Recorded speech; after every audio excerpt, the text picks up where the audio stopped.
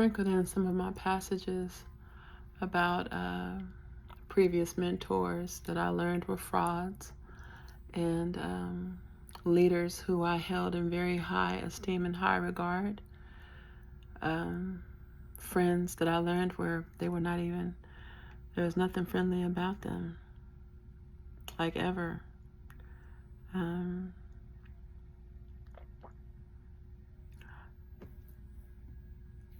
The moment that I showed any of them that I loved myself enough and I respected them enough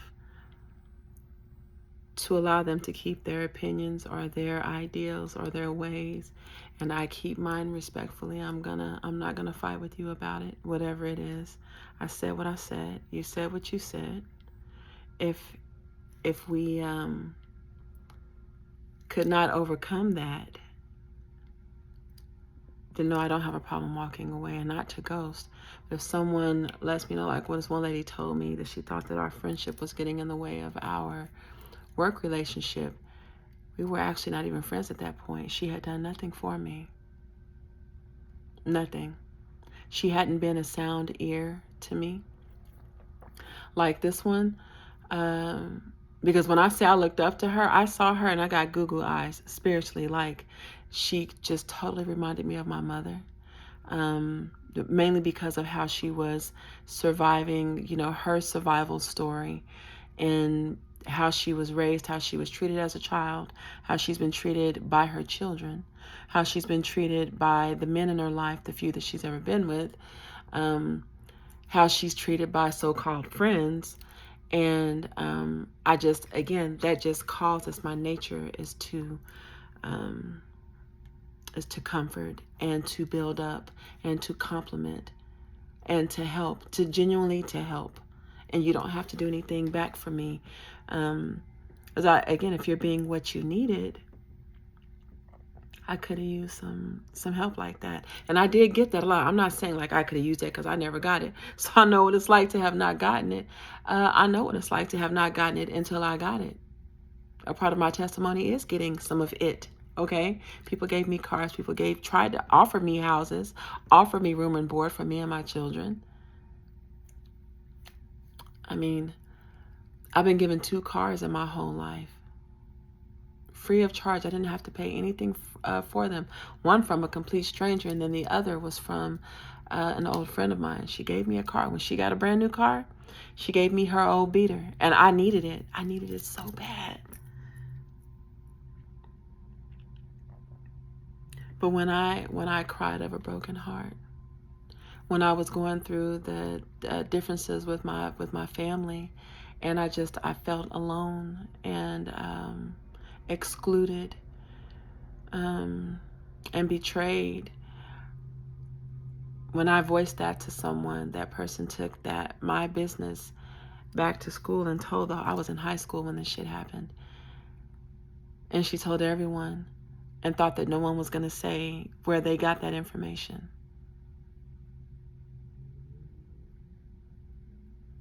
And so I'm saying it's not just about work. It's not just about the college experiences that I do have.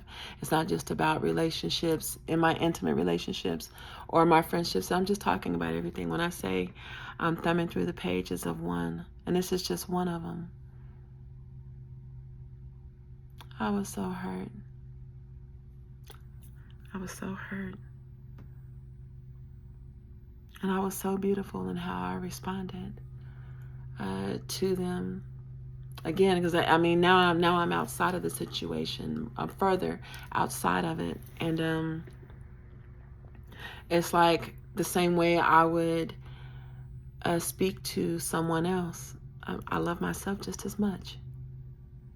Just as much. So you think I wasn't right there telling myself they don't even deserve to have that consideration from you? What they deserve is a foot in their asses.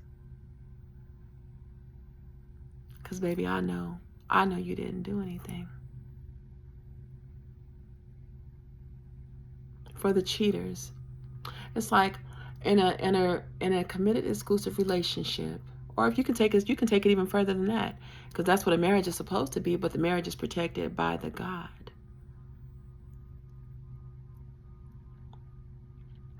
from the inside out. Even before marriage, before your westernized marriage certificate and license. You have to have a license to get married in this bitch. You make a commitment within yourself to the other person. You're promising them that I would never hurt you. I would never cheat on you. I would never lie on you or to you. I will never use you. I promise I will protect you. I will protect your investment in me.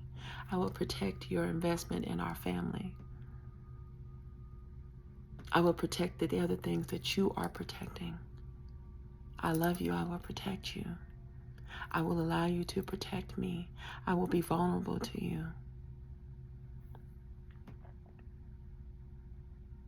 I will shamelessly show you that vulnerability. When I'm most afraid of you taking advantage of it, my promise is to keep showing it to you, to keep extending it to you.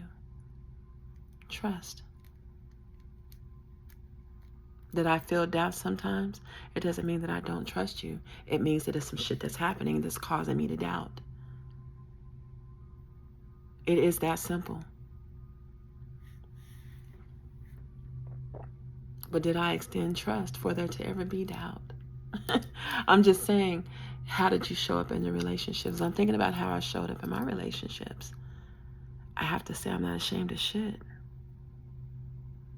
Because I can say that I didn't use anybody for their money. That I walked away from 2 marriages and never asked for alimony, spousal support, not even child support. Other people stepped in when I tried to get I thought I was getting some food stamps. And just to start that, they came after my ex-husband. And I was like, well, no, at the time he actually wasn't giving me shit. Even though we said that he was going to, he didn't. But that's the immature love between 2 young people that we're trying to spare each other. If it was really about our children, our child support couldn't have gone from almost $1,000 to $100, less than $150. That could never have happened.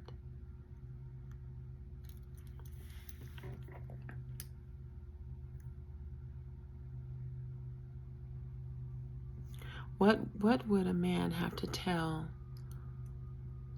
another woman outside of his commitment that in his eyes, or what he's telling her, is that she is more beautiful, she has a more sound mind, she is more accomplished than me? What would he have to tell a woman that he only means to cheat with to make her okay? And otherwise, other than her involvement with him, she's pretty damn stand up. In many ways, we don't compare because she is accomplished. She or they are what they are or were to me in my 20s or 30s or even in my 40s now. What would have to be said?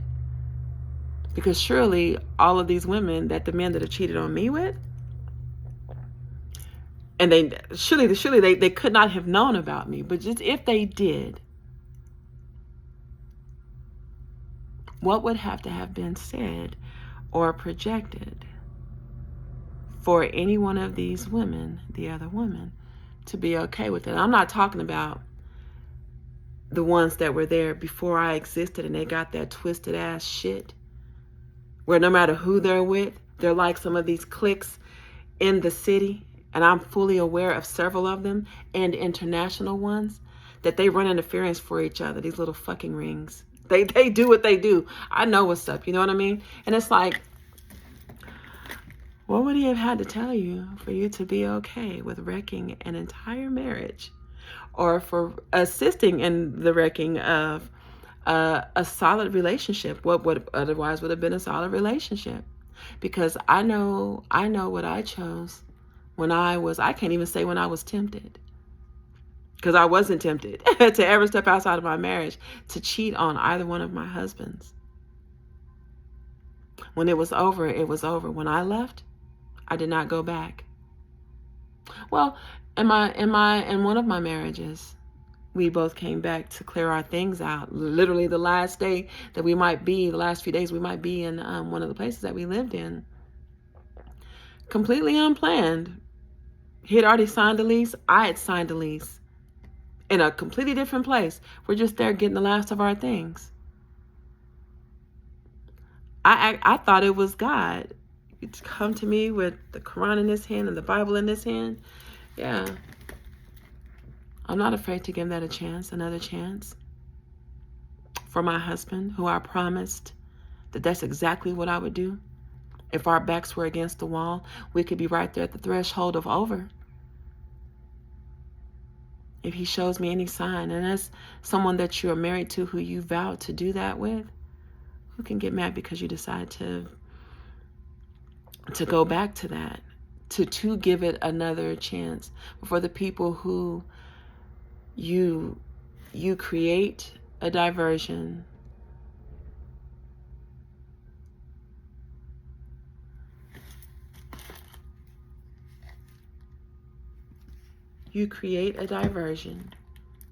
an issue, and break your family up, break up your household, tear down all of your investment.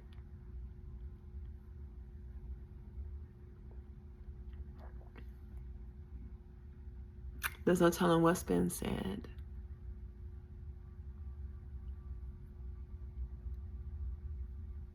I'm aware of the relationships where people, they try to hold on to each other. Not even because they still love each other, just out of spite, not wanting to see the other person move on, not wanting to see who they know. Girl, you holding this man captive. You know he's in love with another woman. I'm not saying that a man's in love with me, but you know, our brother, you holding this girl, this woman captive in this relationship. You know you are not in love with her. You are not in love with her. You just don't want to let her go because you think that she's going to go over to some guy that you cannot stomach losing her to. Not only will she for real completely be out of your grasp, but she's going to go back to that fool, that idiot over there, or any of the men because she's a possession to you, really?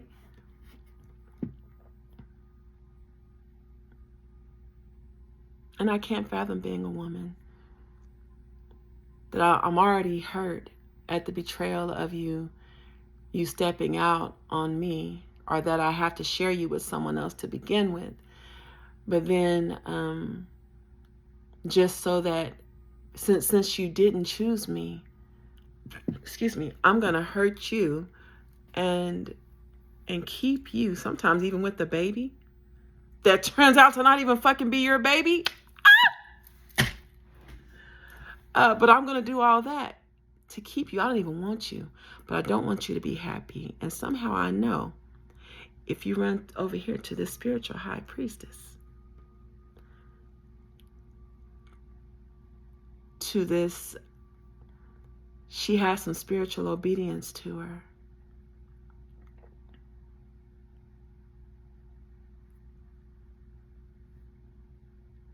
Oh, I understood when you said that she wouldn't even clean up the damn house. I know it takes one to know one.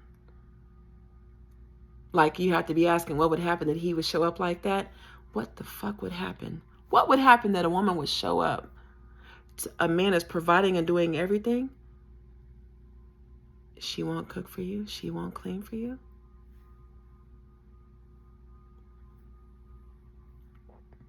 You should always consider why. Because one time this one chick called my phone and was like, she's, I was like, why are you calling my house? And she's like, where have you been? How can I even exist if you were where you were supposed to be? Huh. I'm like, you're talking to his wife. What did you just say to me? Do you know that it doesn't matter if I was at the North Pole and he was at the South?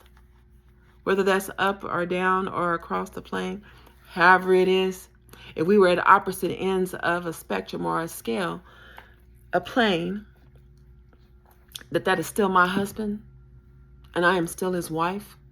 And if I'm not sharing, If I'm not sharing, that he ain't supposed to be sharing either? Right. Right. You have no business here. I'm not even finna fight with you over this. How you made this okay in your head? It was one that I wasn't married to. Like I'm not gonna say how many boyfriends. It's not been more than 10. It's been less than 10. I've not been with a lot of people. So that would suggest that I don't have a lot of experience, but I do. These relationships come in cycles. Did you get whatever lesson you were supposed to get? Do you find that you have any repeating patterns in your relationships? Because I know what mine are. We were kind of like fighting ghosts, though. A lot of the times, I was fighting someone about how I wore my hair, how I wore my makeup, how I wore my clothes, the few little threads that I did have, cheap-ass threads, shoes, socks, my jewelry. My jewelry. Do you have to wear bamboo earrings?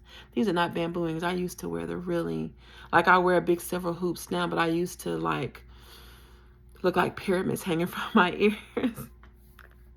And then I got a real job where that just I could not continue that. But anyway,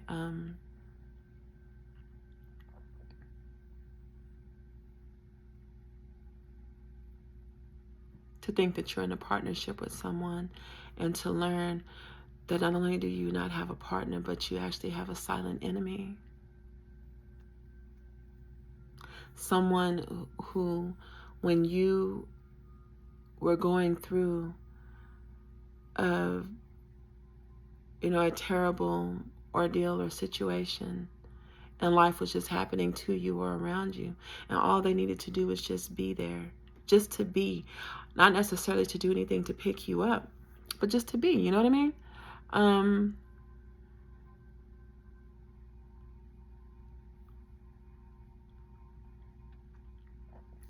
That they chose to take, I won't speak for you, for myself, that people who I trusted chose to take information that I shared with them and gossip about it to other lovers. Some lovers in my family. I've been betrayed like that. I've had men to cheat on me with my friends or women that I thought were friends. And I only know that because my real friends spoke up and said something. My real friends spoke up and said something.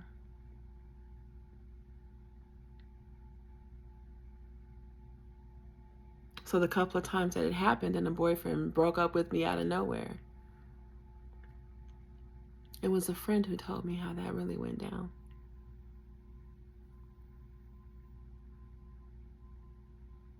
And everybody is always, people are they're so much more focused on others knowing the truth than just fixing the issue that caused whatever that truth is. It's actually baffling. It's so disheartening because it's like, why are you focused on the mess in it? But that's how you know who's who. Were you listening with the intention of helping or resolving a situation? Or are you listening to tea from someone that actually was really hurting? Not trying to gossip, not even trying to slander anyone else, just expressing hurt.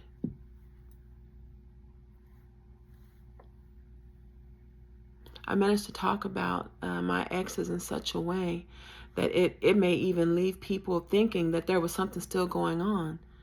Because yes, my first husband, who we married when we were just teenagers,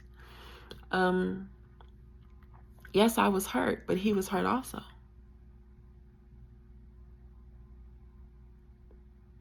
How can I sit up here and talk about what he did to me and how he composed himself as my husband, excuse me, or as the father of my children when he was in his 20s?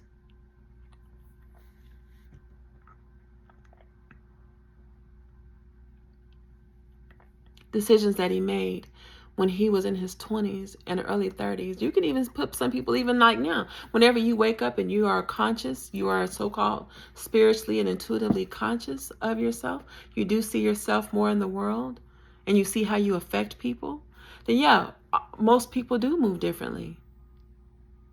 We don't all come from the same place, though. I'll let you look that up on your own. I don't know if that's the difference between man and mankind. I don't know if that's the difference between Lilith and Eve. I don't know. But there definitely is a difference. Because there's some shit that others have done that I would never do. See, my friend, if I learned, a guy that I met, right, we're having fun right now. We're getting to know each other, whether we've done it or not. I don't know if I should say that. Once I know that you had a thing, that guy had a thing with my best friend or any one of my true friends, God forbid, one of my cousins or siblings, one of my children, he's off limits. That inadvertently or intentionally, you're not going to run through this group of women. And I'm also not going to disrespect you and pass you. And then there is my ego. I don't share because you don't have to share. I'm not going to share shit. I'm loyal. And because I'm loyal, that's the basis in which I can respectfully but damn well solidly command loyalty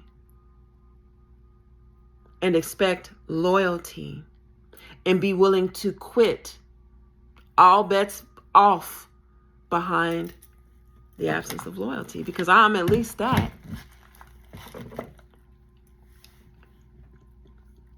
That's what gives me the right to do that.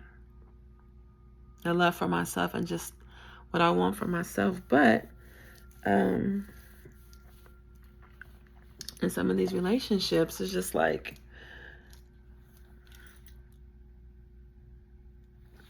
there is no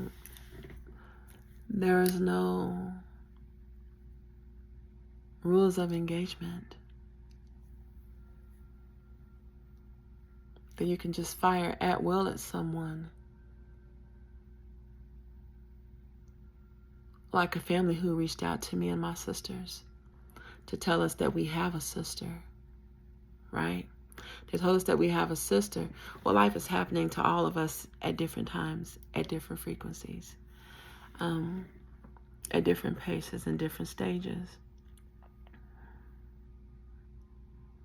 We didn't expect her or anticipate her. When I heard about her, all I knew, before I could even let myself step to the stage to greet her and introduce myself, let me get myself together more, because what she don't need is someone coming in and out of her life. If we're going to be there, then I want to be there. And right now I'm consumed with the marriage that I feel is more than likely not going to make it, because I am intuitive and I am conscious and I am paying attention, because I was asking for the signs. I was asking God, show me. Tell me what to do. Make my eyes your eyes. Make my steps your steps.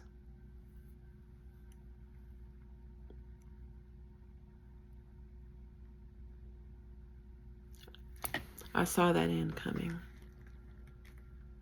Anyway, but this family, they fall in the category with people that is just like unprovoked. When someone expresses such contempt, such strife, such hatred, such anger about you, and they can't say why the hell they feel that way, they cannot say what you ever did to them. That right there, you should be looking. I'll be looking at you. I'm like, okay, what's the real reason for the shade? Is it because of how the other person looks? Is it because of what they have? Is it because you know that you're the bad seed talking to a good seed? What is the reason for the shade?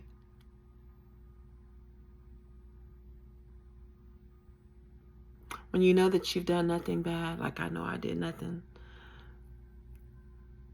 I kind of feel like she created this divide, this division, made it seem like there was an issue where there wasn't. I asked a question, because we had said that, like my sister reached out and said, was basically asking when she can see us again.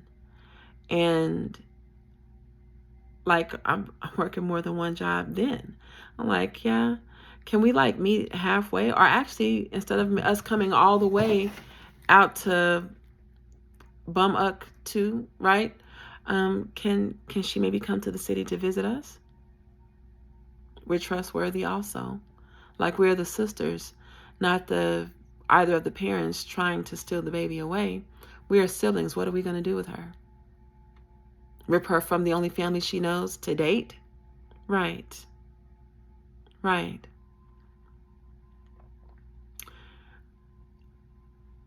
There's a lot that I can go and say about that. Rules of engagement, though. So, I mean, and I also don't mean to disrespect. So, that's not what I have in my heart. I only know that I love my sister.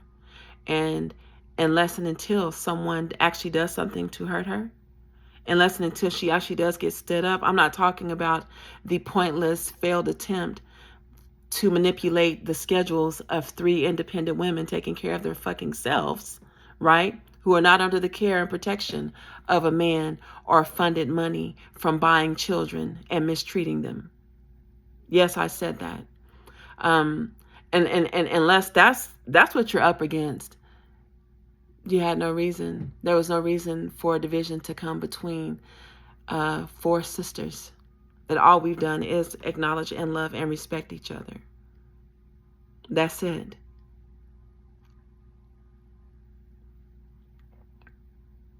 And we were handled a little bit abrasively. And I think I don't think I still have the messages. All I said was that was interesting. Like, that their load, that they're being paid to carry. Like, I was willing to drive out to pick my sister up. And we were not allowed to do that. There was no question about the safety or insecurity or cleanliness of our homes. This was just about this was the attempt, what inevitably will be a failed attempt, to divide 4 sisters. My sisters and I will not be treated like we are some of the other parents or other family members of children that have been bought and paid for, that maybe have willingly surrendered their children, or they forfeit their children in their negligence and in their abuse. We are innocent with our sister. We've done nothing except for try to assist in bridging the connection and becoming allies and sisters with the adoptive mother, and aiding in raising and giving a fuller human experience with people who look like her, who are from where she is from, who may understand some of the complex things that she might be experiencing. Like, in one of our last conversations, she was telling me how and I knew her mom was a hating ass bitch to begin with, but she was telling me how she got a tube top. Now, my sister is like, at this point, I'm 5'8.5". My sister is like 5'11", and at the time she was only like 10 or 11 years old, and she's 5'11". So her body is filling out faster than a lot of people in her house, the other kids in her house. I think she may even have more junk by now than her adoptive mother, but just a beautiful ball of light. Okay, she is beautiful and a live nerve, very expressive, very, very sweet little girl. She really is. But anyway, someone in the house, because she doesn't buy clothes for herself, right? Someone purchased a tube top for this young lady, for my baby sister. And she saw it on herself. Now, she liked how it looked and she wanted to wear it to church. And her adoptive mother forbid her from wearing it, which is the right thing to do. And long story short, she went behind her adoptive mother's back and wore it to church. And her adoptive father reported to the mother after the mother called during church or on the way to church that she have this tube top on that I told her not to wear, that I or someone in our fucking family brought. And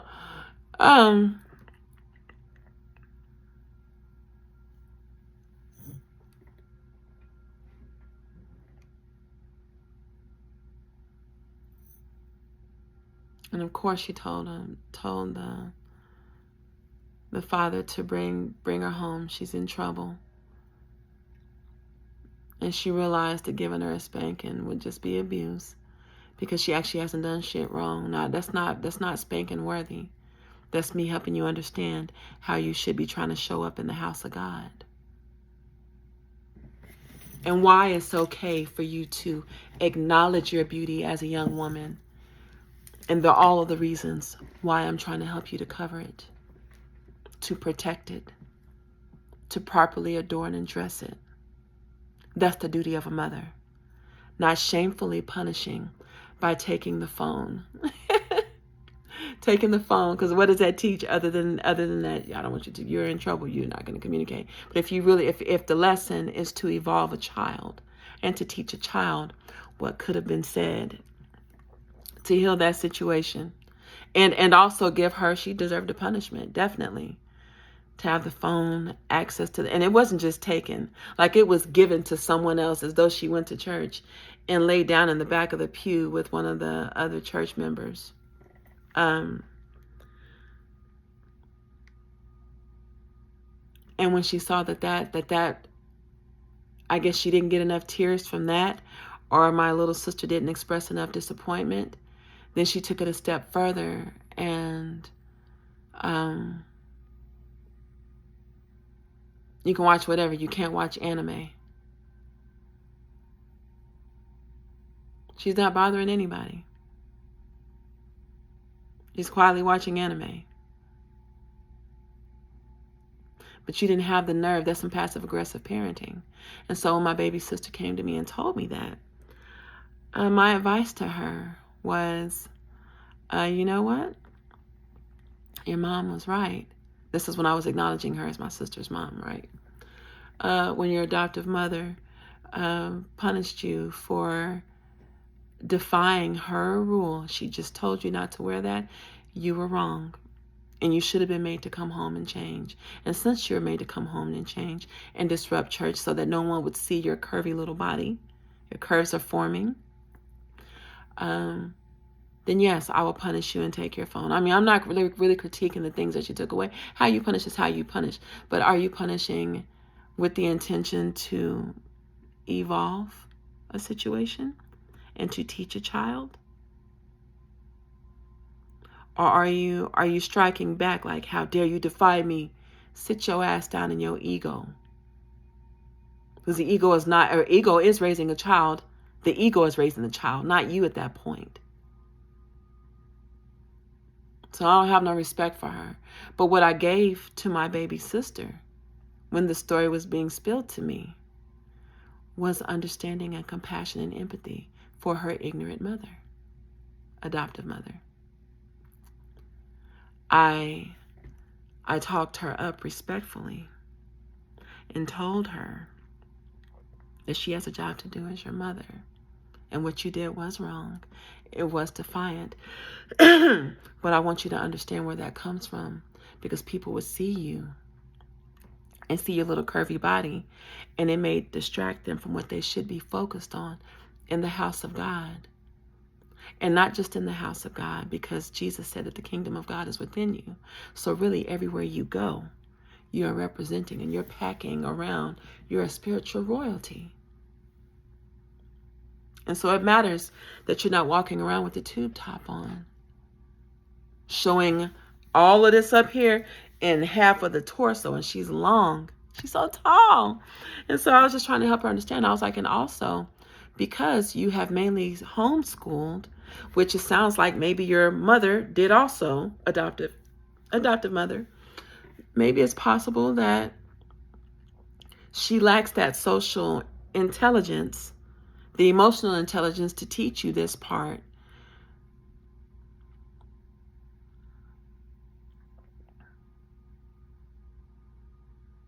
That it's okay to be flattered by what you see in the mirror and to want to go and to get that attention that you are already getting ready to start getting, because you are beautiful. You are.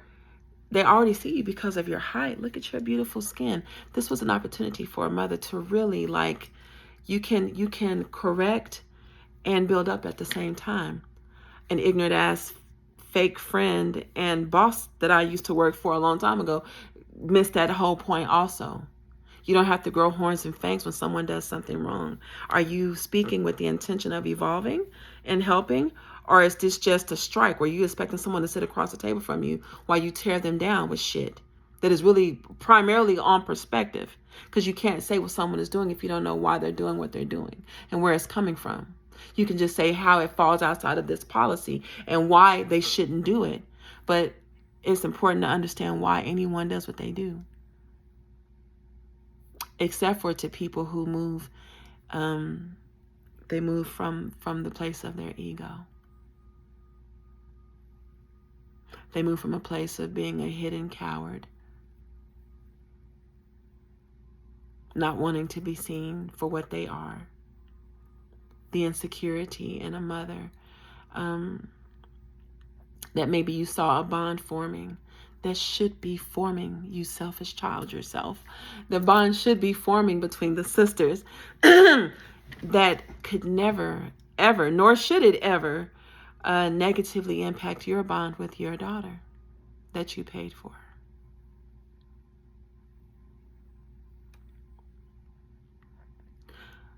I see you as an enemy now, but I met you as an enemy when I was talking to my sister with love and compassion, like you were my sister. Also, you're a sister because you're a wife, like I was a wife. You're a sister because you are a mother, like I am and was a mother. We are sisters because you've lost children.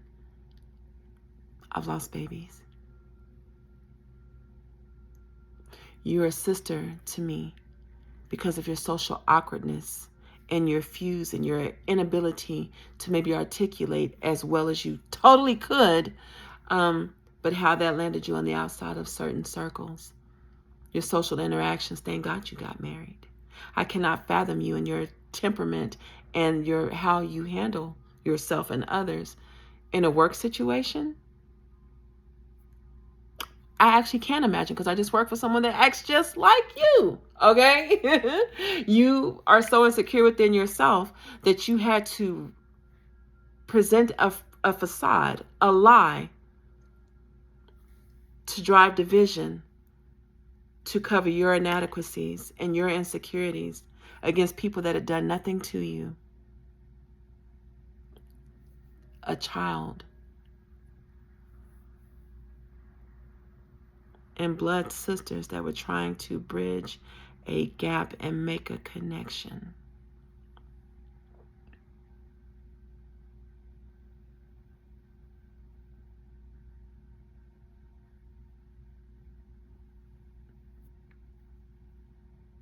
I sent my baby sister a happy birthday message because communication was cut off between us. When schedules were compared and it was thrown in our faces that we don't have 8 or 9 children in our house, that we should be able to work around someone else's schedule. Damn, that we are single women. You have multiple incomes in your household from all the children that you are being paid to take care of. And you're a wonderful husband, and I do think that he's wonderful, actually, until I learned that he's not. Up to now, I think that he's pretty freaking amazing. And even without the children, he could totally keep up your lifestyle and take care of you just like that. Mine wasn't forfeit. I fought for my marriages. Because that 2 incomes definitely suited this household, which that still had children in it, better than 1. So I come from a people that those of us who we are casualties of I lost my marriage. That does not mean that I didn't fight for it. And no one deserves to struggle in the way that so many of us have to struggle, which might be why you suffer your husband. You know the areas of him, the parts of him that compensate for where you lack. And as harsh as that may sound, that's the whole point in the marriage. You should be holding each other up. And all the things that he can't do or that you do better. It's not a competition, but that's the whole point of you being together. So you don't feel used. You don't feel taken advantage of. You don't feel weak. You know what I mean? It's But I spoke to my sister about you with pride and dignity. And I'm certain that I gave you more credit than you could ever deserve from me. When it as it pertains to your mothering, because money don't make good mothers. Money makes money.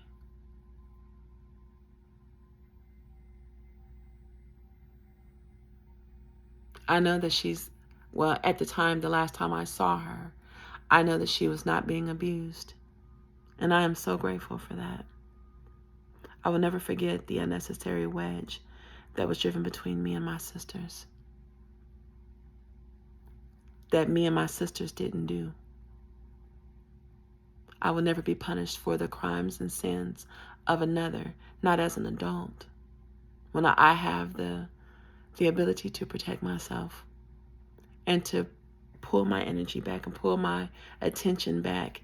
That's not for dimwits and evil people that knowingly tear up households, friendships, families, relationships, sisterhoods, connections. Like it's almost like you forgot that you give life, that you created life. You might not have created that one, but you took on the responsibility to nurture it.